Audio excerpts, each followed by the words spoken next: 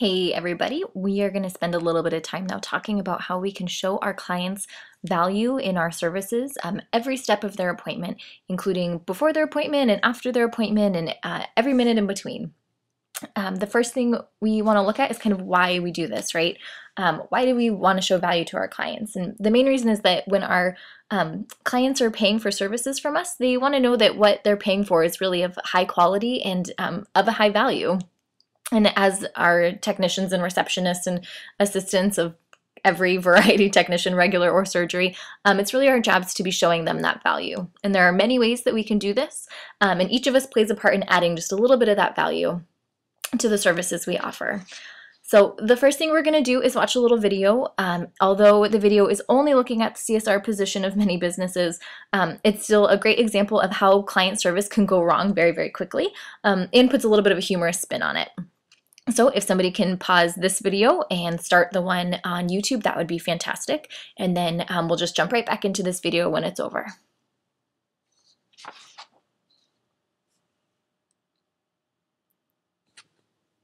Alrighty, so we're going to look at what it means to add value to our service.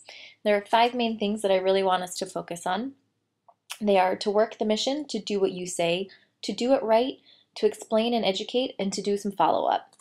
And we can do these 5 things in every area of the hospital, regardless of if you work in reception or in treatment or kind of in between those two. We can really be increasing the value of our services if we follow these 5 things. So like I said, the first one is to work the mission. And if you don't remember our mission, it's to provide the highest quality veterinary care with kindness, compassion, and integrity.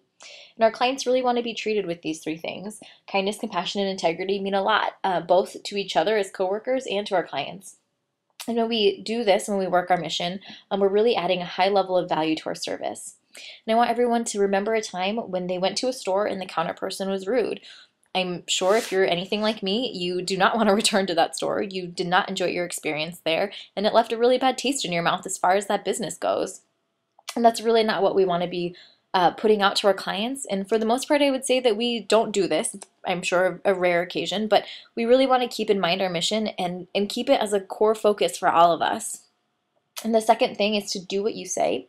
If you tell a client something is going to happen, make sure that it does. When we do what we say we're going to, we keep our system and our services consistent, and that shows our clients that they can trust us. When we say we're going to do something and we don't do it, we're performing at a low level of integrity, and we're showing our clients that they can expect the unexpected. And we want instead to be telling our clients that they can expect consistency and that every appointment will have the same smooth flow, they'll get what they need, and it'll happen in a timely manner. And the next thing that we want to do is to do our services right. We all know mistakes happen, they're going to, we're all humans, but these mistakes should be the unusual case, not the everyday occurrence. Mistakes tell our clients that our hospital is not a safe place to bring their pet, especially when mistakes in a medical facility can be really harmful. So the better we are about really staying on our A game and working at 100% efficiency and effectiveness, the better it is for our clients and for our patients. In addition, we need to be explaining what we do and why we're doing it, because educated parents want to do what's right for their pet. And the last thing is that we want to be doing follow-up, because when we reach out to our clients, after they leave the hospital, it tells them that we care about them and their pet, and that we're thinking about them even though they're not there anymore. It shows our clients that we truly care for their pet's well-being and that we want them to feel like they really matter as well. Before every appointment, we can also let our clients know what to expect.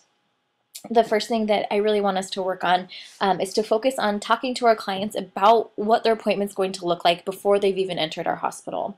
So if we have a patient coming in for a surgery, if we can tell those clients exactly what that day is going to look like, it will help them better understand and relieve a lot of the anxiety they may be feeling about bringing in their loved one. So we should be going over with them that their pet will come in and stay with us, that we're going to talk to them when they first arrive, find out what their diet was that morning, if they were allowed to eat anything. It'll give us a chance, if they did eat and they weren't supposed to find that out and make sure that we take appropriate steps. We can also talk to them about whether or not they'll need a pre-anesthetic panel and what else will go on that day, and when the doctor will see their patient, and that their pet will be around people all day long, and that we're going to show them lots of love and really make sure that they feel cared for. If they're coming in for their first appointment, it's obviously going to look a little bit different than a surgery, and they need to know that. They need to know that they're going to come in 10 minutes early to fill out that paperwork to make sure that they stay on schedule, and if their appointment's at 2 o'clock, that it happens at 2 o'clock, and that they don't lose time, and that we don't end up backed up. And we really just want to make sure that our new clients know that it's really important that they come to us, and that when they're with us, that they're the focus of our appointment, and that the doctor and technician will have plenty of time to meet with them and encourage them to bring questions and to have a list ready so that way they have that time and use it really wisely.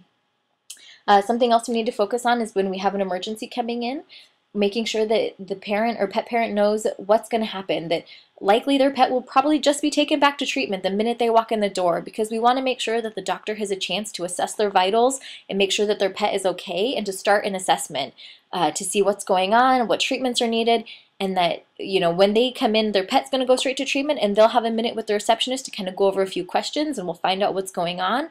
And then once the doctor's sure that the pet is okay and stable, the doctor will talk with them and answer any questions that they have. The next thing we need to be working on is putting accurate notes in our schedule. So when you're talking with a client, even if they give you a list or a novel of things going on with their patient, or sorry, with their pet, that all of those things end up in the appointment notes. For better or for worse, a lot of what we do is based on those notes. And so the better we are about writing every detailed thing they tell us, it's going to save everyone time in the long run, and potentially save us a lot of headache when we realize that those notes maybe weren't exactly what they were supposed to be, and we find out that the client needed something else. If we put it in correctly the first time, it will save everyone a lot of time in the long run. And like I said, everything is based on that. So we're filling out MCRs based on that. People are going into rooms based on the assumptions of what's in those notes. It's really a core thing that we get those notes in correctly. The last thing as far as before the appointment that we can focus on is setting our clients up for success. If a client is coming in for the first time, make sure they have access to all the forms they need. Offer to send them an email or direct them to our website, and on the off chance that they don't have access to the internet or they don't have email, offer to mail them the paperwork. If they want to get it done ahead of time, we can certainly get them those papers in whatever form they want, digital or in hard copy. And if they're already at the hospital scheduling for a next appointment, make sure they go home with a copy of their treatment plan. They'll likely want to discuss it with a spouse or some family member who may be financially responsible for the pet, or who just is concerned for the pet and wants to know what's going on. The better we can explain those treatment plans to them before they leave and make sure that they're going home equipped to really tell somebody else what's going to happen, the better off that whole family is, and the better off the pet is because everyone in the family is educated. All right, so the next thing we're going to look at is the reception area and how we can increase our value for our services in that area.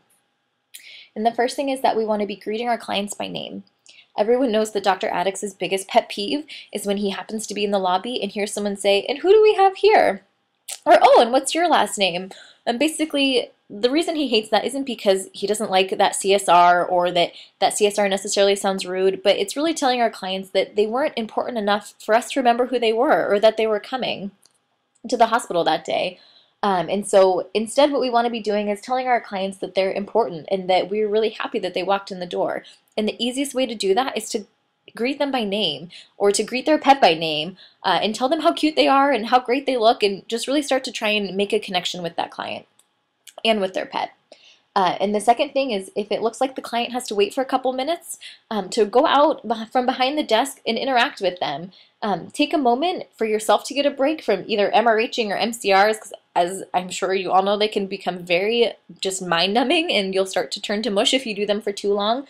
So going out and talking with our clients is a great way to not only break up your day, but also distract them and to give them a moment to just kind of settle in and take a break and chat about their pet. And we all know, as ourselves included as clients, we love our pets. We love to talk about them and how amazing they are. So let's be sure we're giving our clients a chance to do that. It'll make them feel really important and make them feel like we care about their pet. The next thing we can do is to make sure that our clients are seen in a timely fashion. I'm sure you all feel like we've beaten this like a dead horse, but we're going to say it one more time anyways. That the best thing we can do is to stay on top of our schedule. So a lot of times it may feel like our CSRs are starting to nag on us or really get pushy about keeping our appointments or asking for a tech to come up and do something, but there's a reason for that. And the better we are about staying on schedule, the better it is not only for us and getting our day done, but also for our clients and making sure that when they come to our hospital that we're consistently seeing them when we say we're going to. And if a technician does say that it's going to be a little bit longer or they're not able to come up right then and there's no other technician available, CSRs offer to help them. Start the MCR, get them settled in a room, grab that client a cup of coffee, a little bit of tea, a treat for their pet, and just keep those appointments moving. We schedule in such a way that we have multiple CSRs who are up front at any given time. And so you can always communicate with each other and say, hey, I'm going to go start this room because it's going to take Shelly just a couple minutes and then she'll be right there. So I'm going to start the room. If you can man reception by yourself for just a minute, get that room started, let the client know that they're going to see the technician in just a minute, and then, remove yourself from that and let the technician take back over. But utilizing each other both in the treatment area and in reception to really stay on track will help everyone out in the long run. All right, and the next area that we can kind of have a focus on our value and increasing that value is in the exam room. And there are a couple different ways we can do that. The first is to educate our clients. When a client understands what is going on, they're much more likely to want to pay for it. I can't speak for everyone, but I know when I have gone to the doctor and been told that I needed something, whether it be a blood test or a vitamin, and I don't really know why, they haven't explained to me what the purpose in that is, I can get kind of frustrated and feel like my time is being wasted. Depending on what it is, it can also be kind of scary if if your doctor says that you need a blood test and they don't tell you why or what they're thinking or why there's any importance to that blood test. It can be a little bit nerve-wracking and a little bit uncertain as to why you need that or what's going on. And if we can alleviate some of that uncertainty and some of that nervousness, it's going to help our clients help their pets in the long run. The next thing we can do is talk through the exam. Part of educating the client is explaining what you see, hear, and feel. When talking out loud for the scribe, you're also educating the client. So keeping your terms simple and understandable for both the technician and the client will help everyone. Specifically making sure that you don't use acronyms or short abbreviations that won't mean anything to the client. It'll help them kind of follow what you're saying and where the appointment's going. And if at any point the client appears puzzled or like they're not able to follow really what you're saying, ask them to get involved. If you're feeling a bump on the skin, let them feel it as well. If you're noticing that there may be something odd developing or that there's something wrong with a toenail, pull them down, get them at your level, really talk to them and show them what you're seeing. And if it's something really tiny, take off the cover of the microscope and turn it on and let them see it. I mean, we have it set up with a lot of technology and different ways that you can pull that client into the conversation. So really utilize all the tools you have at your disposal. If you are going to have some kind of course of action, if there's a treatment plan involved, discuss it with the client and develop it based on the needs of the pet. I know it can be really easy to want to sort of assess the client based on what we think their financial state may be, but when we're developing treatment plans, it really needs to be based on what that pet needs. If you then review the treatment plan with them and they express some kind of financial concern to you, then discuss with them your alternative options. Have the doctor kind of review the treatment plan and come up with something that may be a little bit more price conscious, still with the focus of getting that pet the services needed. So that may mean spreading out some of those services over the course of a couple weeks. It may be looking at an alternative medication or something like that. But at the end of the day, our course of action needs to be based on what that pet needs and not our assumptions of those clients' financial abilities or lack of abilities. We also obviously have a lot of different ways that they can help pay for it, be it wellness plans or care credit, but there's a lot of actions we can use to help that client. So making sure that we're speaking with a lot of confidence when we're going over those treatment plans will help the client feel like what we're saying is important and that we are knowledgeable in what we're offering and why we're offering it. So that was our next one, obviously, to speak with confidence. And I would also say speak with a high level of professionalism. Make sure that you appear to be the expert. And if you aren't sure, don't fake it. Go get somebody who may actually be the expert on that subject. If it's a behavior thing, ask Halsey a quick question. If it's something to do with some of the more surgical things that Dr. Foltz may have a good sense about, ask him. Really pull in the experts who know what you need to know to help your client. And then I would also say to do as much in the room as possible. If you need to do something in the treatment area, that's okay. Go ahead and take the pet back and do it. You can always offer for the client to go with you. It will show them what goes on back in treatment. It'll relieve a lot of that scariness that can come with bringing your pet into the hospital. And it will also show them that we're accessible and that if they are curious about something, that we want to talk with them. It opens a lot of doors. But if it is something that can be done in the room, do it in the room. Use that as another educational moment. Obviously, we all get really frustrated when our clients just seem kind of ignorant about what's going on. So the more that we can be talking to them and showing them what we're doing and why we're doing it, the less ignorant or ignorant seeming clients will feel like we have, and the more those clients will be able to do for their pets. So as you're wrapping up your appointment with your client and patient, there are a few more things you can do to increase the value of the services they've received. The first one is to talk with them about the services that you performed for their pet, and then talk about the price of those services second. I know this is going to take a little bit of time since it's going to involve some sort of rephrasing of the way that we talk about things, but an easy way to think about it is as if you're going to buy a car. So when you go to buy a car, you first see the car, you take it for a test drive, you learn all about the bells and whistles, and then they tell you how much that car is. And there's a reason for that, right? If you first hear what something is going to cost, you're likely to not hear anything after that. So regardless of how perfect that service is or how perfect that car is, all you hear is the sticker or the price tag that goes with it, and you're unlikely to hear anything else. And we really want to make sure our clients are hearing what they received and why we did it and how important it is to their pet before they hit that moment of sticker shock where they're like, whoa, I didn't realize it was going to be that much, or I just didn't want to pay that much. We really want them to understand that what they're paying has value and has a purpose behind it. The second thing that you can do, and something that we don't do very often, is to talk with our clients about what they received that we're not charging them for.